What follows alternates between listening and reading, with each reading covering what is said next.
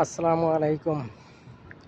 আমার প্রাণপ্রিয় মা ও বোনেদের জন্যে একটা মেসেজ দিতে চাই।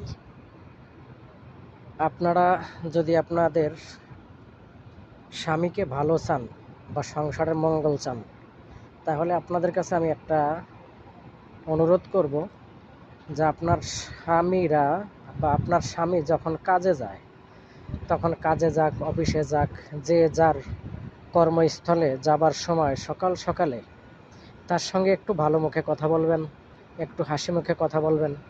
দেখবেন সে যেখানে যে কাজ করুক না কেন, তার বস যদি তাকে বকা দেয় বা তার মালিক যদি তাকে বকা দেয়, সে হাসি মুখে সেগুলো মেনে নেবে। আর বাড়িতে বেরোনোর সময় স্ত্রীকে যদি কালো মুখটা দেখে বা রাগ মুখ দেখে, গোমরা মুখ দেখে, তাহলে বস বা মালিক বকা না দিলেও কেন জানি তাদের সঙ্গে ওই মেজাজটা খিটমিটাই দেখাবে।